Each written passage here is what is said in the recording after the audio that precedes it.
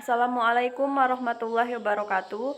Perkenalkan, nama saya Evi Yulianti, NIM C1F018046, Program Studi Ekonomi Islam kelas R006. Di sini saya akan mempresentasikan hasil makalah saya yang berjudul Sistem Keuangan Syariah. Konsep memelihara harta kekayaan. Dalam penggunaan harta, manusia tidak boleh mengabaikan kebutuhannya dunia. Namun di sisi lain juga harus cerdas dalam menggunakan hartanya untuk mencari pahala akhirat.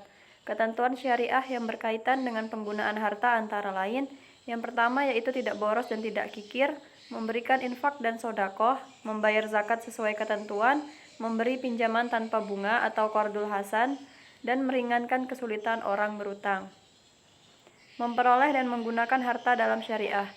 Cara mendapatkan harta secara benar oleh para fuqaha disebut dengan asbabul milkiyah, yaitu faktor-faktor yang menjadi sumber kepemilikan terhadap harta. Ada 4 faktor atau sumber kepemilikan sempurna dalam syariat, yaitu menguasai harta mubah atau ihrazal mubahat, akad-akad yang memindahkan kepemilikan atau al-uqud an-nakilah li al-milkiyah. Yang ketiga yaitu pergantian kepemilikan, warisan, dan ganti rugi atas suatu kerusakan atau kebinasaan, atau al-halafiyah, yang lahir dari harta yang telah dimiliki, atau at-tawalud min al-mamluk. Para ulama fiqh memberikan batasan dalam memanfaatkan harta pribadi, antara lain tidak mendatangkan mudarat atau bahaya terhadap dirinya maupun orang lain, memberikan sebagian harta pribadi untuk kepentingan masyarakat dan negara seperti mengeluarkan zakat, infak, sedekah, pajak, dan lain-lain. Adapun yang perlu diperhatikan dalam pemanfaatan hak milik terhadap harta ini secara keseluruhan adalah untuk kebahagiaan dan keuntungan di dunia dan akhirat kelak. Akad atau kontrak atau transaksi. Fikih muamalah membagi akad menjadi 2 bagian, yakni yang pertama akad tabaruk atau gratuitos kontrak, yaitu perjanjian. Akad tabaruk dilakukan dengan tujuan tolong-menolong dalam rangka berbuat kebaikan. Pihak yang berbuat kebaikan hanya mengharapkan imbalan dari Allah Subhanahu wa Ta'ala dan bukan dari manusia. Yang kedua, akad tijaroh atau kompensasional kontrak adalah perjanjian yang menyangkut transaksi untuk memperoleh keuntungan. Berdasarkan tingkat kepastian dari hasil yang diperoleh, akad tijaroh dapat dibagi menjadi 2 kelompok, yaitu natural uncertainty contract adalah satu jenis kontrak transaksi yang secara alamiah mengandung ketidakpastian dalam memperoleh keuntungan. Natural certainty contract adalah satu jenis kontrak transaksi dalam bisnis yang memiliki kepastian keuntungan dan pendapatnya, baik dari segi jumlah dan waktu penyerahannya. Dalam akad harus memenuhi ketentuan rukun dan syarat sahnya suatu akad ada 3, yaitu yang pertama pelaku, yaitu para pihak yang melakukan akad. Yang kedua, objek akad merupakan sebuah konsekuensi yang harus ada dengan dilakukannya suatu transaksi tertentu. Dan yang ketiga, ijab kabul merupakan kesepakatan dari para pelaku dan menunjukkan mereka saling ridho. Transaksi yang dilarang. Semua aktivitas bisnis terkait dengan barang dan jasa yang diharamkan Allah Subhanahu wa Ta'ala. Aktivitas investasi dan perdagangan atau semua transaksi yang melibatkan barang dan jasa yang diharamkan Allah Subhanahu wa Ta'ala, walaupun ada kesepakatan dan rela sama rela antara pelaku transaksi, maka haram karena tidak memenuhi rukun sahnya suatu akad. Yang kedua yaitu riba. Dalam Al-Quran secara bertahap namun jelas dan tegas memperingatkan kita tentang riba. Larangan riba sebenarnya tidak hanya berlaku untuk agama Islam, melainkan juga diharamkan oleh seluruh agama samawi selain Islam.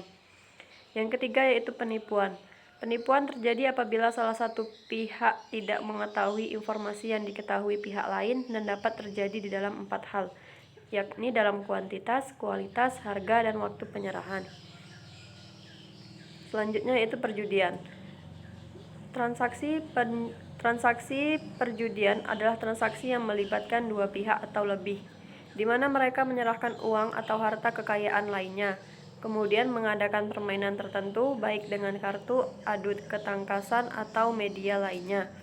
Yang kelima itu goror atau transaksi yang mengandung ketidakpastian. Goror terjadi jika terdapat incomplete information, sehingga ada ketidakpastian antara 2 belah pihak yang bertransaksi. Yang keenam, ihtikar atau penimbunan harta. Ihtikar dilarang karena dapat merugikan orang lain dengan melangkanya atau sulit didapat dan harganya yang tinggi. Yang ketujuh, monopoli. Alasan larangan monopoli sama dengan larangan penimbunan barang atau ihtikar, walaupun seorang monopolis tidak selalu melakukan penimbunan barang. Yang kedelapan, ba'ian najsi atau rekayasa permintaan. An-najsi termasuk dalam kategori penipuan atau tadlis karena merekayasa permintaan di mana satu pihak berpura-pura mengajukan penawaran dengan harga yang tinggi agar calon pembeli tertarik dan membeli barang tersebut dengan harga yang tinggi. Yang kesembilan yaitu suap. Suap dilarang karena suap dapat merusak sistem yang ada dalam masyarakat sehingga menimbulkan ketidakadilan sosial dan permasalahan perlakuan. Ta'aluk atau penjual bersyarat. Ta'aluk terjadi apabila ada dua akad saling dikaitkan di mana berlakunya akad pertama tergantung pada akad kedua, sehingga dapat mengakibatkan tidak terpenuhinya rukun atau suatu yang harus ada dalam akad, yaitu objek akad. Yang ke-11, bai al-inah atau pembelian kembali oleh penjual dari pihak pembeli. Misalnya A menjual secara kredit pada B, kemudian A membeli kembali barang yang sama dari B secara tunai. Yang terakhir yaitu jual beli dengan cara talaki al-rukban. Jual beli dengan cara mencegat atau menjumpai pihak penghasil atau pembawa barang perniagaan dan membelinya, di mana pihak penjual tidak mengetahui harga pasar atas barang yang dibawanya, sementara pihak pembeli mengharapkan keuntungan yang berlipat dengan memanfaatkan ketidaktahuan mereka. Riba dan jenis riba. Riba adalah tambahan yang disyaratkan dalam transaksi bisnis tanpa adanya pengganti atau iwat, yang dibenarkan syariah atas penambahan tersebut. Menurut Imam Syarahzi, jenis-jenis riba. Yang pertama, riba nasyiah. Riba nasyiah adalah tambahan yang diambil karena penundaan pembayaran utang untuk dibayarkan pada tempo yang baru. Yang kedua, riba fadlal. Riba fadlal adalah riba yang diambil dari kelebihan pertukaran barang yang sejenis. Yang ketiga, riba aliyat. Riba aliyat yang disebabkan karena penundaan pembayaran dalam pertukaran barang-barang. Yang terakhir riba qard. Riba qard adalah meminjam uang kepada seseorang dengan syarat ada kelebihan atau keuntungan yang harus diberikan oleh peminjam kepada pemberi pinjaman.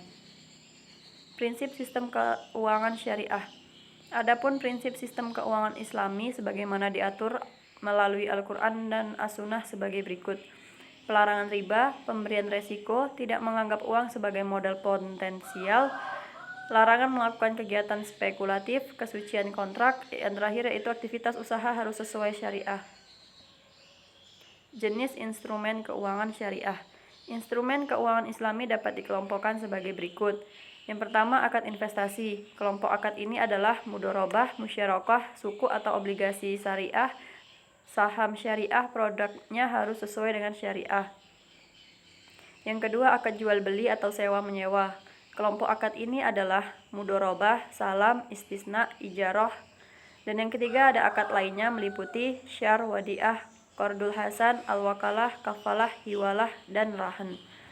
Demikian presentasi dari hasil makalah saya. Kurang lebihnya saya minta maaf, semoga bermanfaat. Wassalamualaikum warahmatullahi wabarakatuh.